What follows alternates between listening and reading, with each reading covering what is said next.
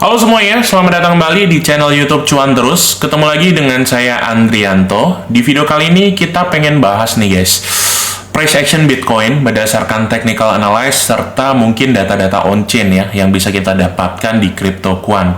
Dan why sih? Kenapa? Kemarin kita update video bahwasanya dia breakout dari falling wedge, namun ketika New York season itu malah dumping dan kayaknya nggak ada news atau sellers yang berjualan atau institusi besar jualan itu nggak ada. Bahkan Luna Foundation Guard atau LVG itu menambahkan pembelian lagi senilai 37,863 Bitcoin dengan total pembelian 1,5 billion dollars. So ya, kita masuk ke dalam materinya teman-teman. Alright teman-teman, kita udah masuk ke dalam layar. Jadi kita tahu bahwasanya last update itu di Cuan Terus video kemarin teman-teman, dimana kita membahas FOMC result dengan kenaikan interest rate 0,5%, which is ini adalah skenario atau ekspektasi masyarakat luas. Dan ketika muncul pengumuman kenaikan suku bunga 0,5%, itu masyarakat menanggapinya dengan positif, dan harga mulai dari Bitcoin, kemudian S&P 500, kemudian Nasdaq itu naik semuanya teman-teman. Namun ketika New York season malamnya itu di-dump lagi teman-teman. Bullish engulfing yang di sini dibayar lunas dengan bearish engulfing ya. Bahkan pola falling wedge-nya cuman terjadi fake out aja. Waktu itu di update video sebelumnya aku pribadi juga antri di area retest. Kurang lebih aku juga kena stop loss sih teman-teman di 37.100 ya. Ya cuman 2% aja sebetulnya.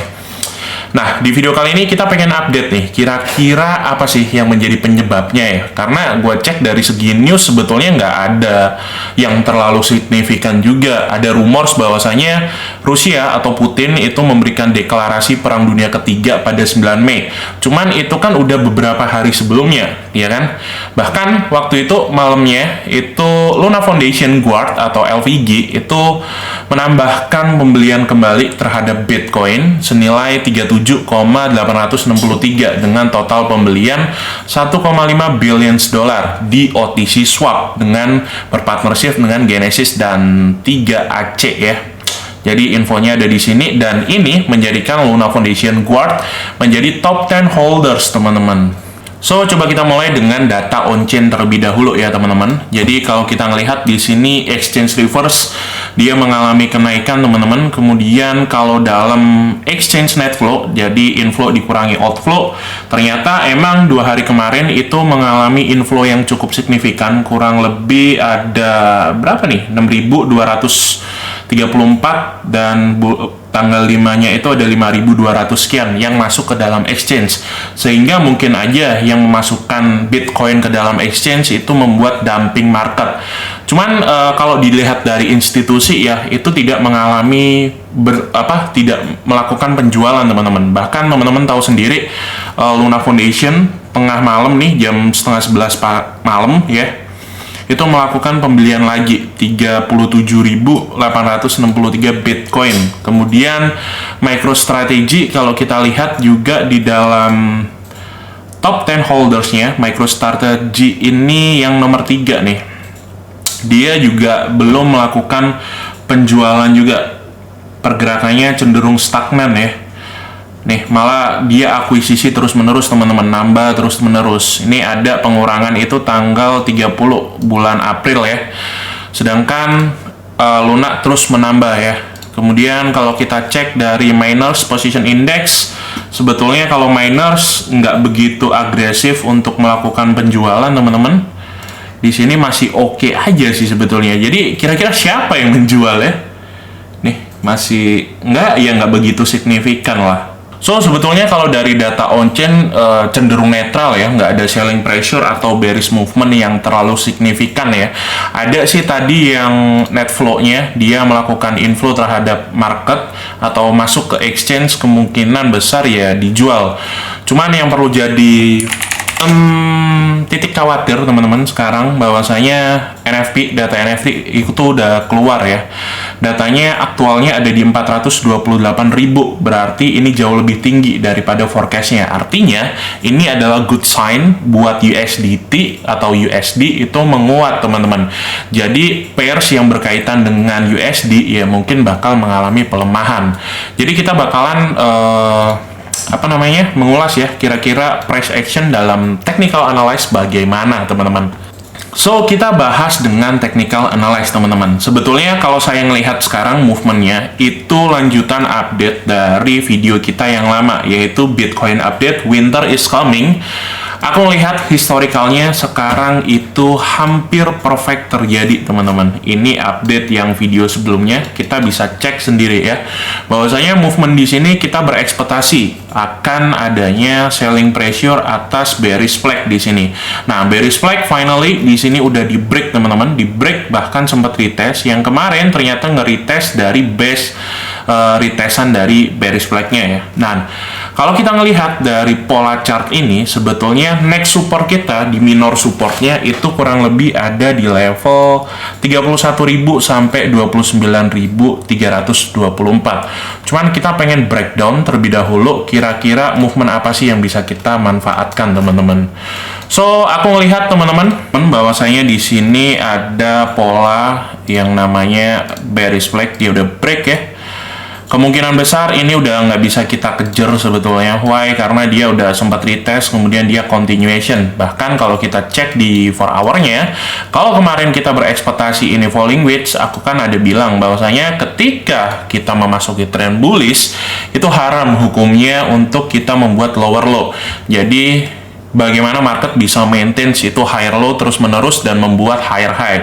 Jadi di sini udah breakout struktur teman-teman. Jadi kalau kita antri di area sini ya bukan levelsnya, karena ini udah menjadi continuation trend. Jadi kalau kita lihat terlebih dahulu base dari kenaikan bulan Juni ya sampai high-nya, kita bisa cek dengan indikator yang namanya fixed range volume profile teman-teman. Kita bisa cek di sini ada momentum akumulasi yang cukup kuat teman-teman, which is ini bisa menjadi area support selanjutnya dari minor time frame. Jadi kurang lebih ada di sini, saya hapus terlebih dahulu. Nah, kalau kita bisa melihat sebetulnya next supportnya itu ada di mana sih bang ya kan? Jadi kita ngelihat ini kurang lebih update-nya juga mirip-mirip dengan yang chart pattern atau video Winter is Coming teman-teman. Jadi kita berekspektasi bahwasanya ini movementnya bakalan ke area 33 sampai 30 ribuan. Jadi mirip-mirip ya. Tadi kan kita pakai data BLX ya kalau nggak salah ya. Yang spot. Jadi kurang lebih areanya ada di 31, 30 lah. Itu emang menjadi next support selanjutnya. Cuman kalau kita berdasarkan volume atau zona akumulasi Bitcoin sebelum dia rally out, itu kurang lebih ada di zona ini teman-teman. Jadi di 33 sampai 30 ribu. Kemungkinan besar level ini juga udah dikonfirmasi ya. Di sini resisten, ya ini kuat banget. Kemudian ketika dia rally sampai 69.000, dia dites satu kali teman-teman di area 33 berapa nih? Bentar, 32.853. Nah, kemungkinan besar mungkin aja ini bakalan continuation seperti ini. Ini skenario-nya. Baru melakukan kenaikan. Dan ini datanya sebetulnya mirip dengan data BLX yang pernah kita bahas.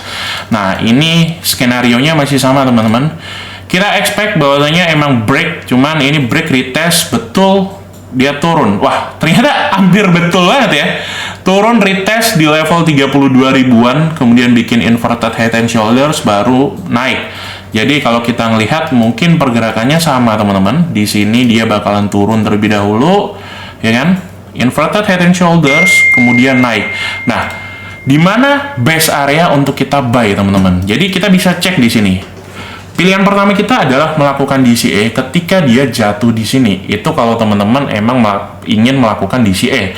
Namun kalau teman-teman itu merupakan traders yang konservatif, jadi teman-teman bisa melakukan sebuah base analisa. Jadi di sini kan dia bikin low, lower high, lower low, kemudian di sini ditandai ya teman-teman. Ketika ini break, baru teman-teman boleh melakukan pembelian. Jadi next support Bitcoin sebetulnya ya di level-level sini aja. Dan ini ada informasi penting juga teman-teman, bahwasanya MicroStrategy said it will face a margin call and be forced to sell some of its crypto if Bitcoin falls to $21.000 teman-teman. Jadi CFO dari MicroStrategy Peng Li ya outline in the company first quarter earning call that if Volt face a margin call if Bitcoin fell to 21.000. Jadi mau nggak mau sebetulnya institusi mungkin aja bakalan mempertahankan level-level 30.000, 20.000 itu minor movementnya ya, atau minor supportnya kalau menurut saya sekarang, karena ketika support ini terus-menerus di retest ya dia bakal menjadi lemah teman-teman. Kemudian bisa aja selanjutnya ketika di sini dia gagal, dia kembali ya. Dia kembali ke level zona 24.000 sampai 19.000. Cuman saya pribadi berharap semoga 24.000 menjadi bottom ya. Karena kalau kita melihat historical data teman-teman, kita gunakan lagi yang namanya MA Cross ya. Di sini Oke, jadi kalau kita menggunakan data dari MA Cross atau Golden Cross, itu kita bisa melihat bahwasanya moving average 200 di time frame weekly itu konsisten untuk holding bottom Bitcoin mulai 2015, 2017, 2020 meskipun ada week ya. Cuman ini weeknya cuman sebentar aja kemudian naik, dan sekarang kemungkinan besar dia bakalan holding support di area 22.000 dari harga Bitcoin sekarang teman-teman.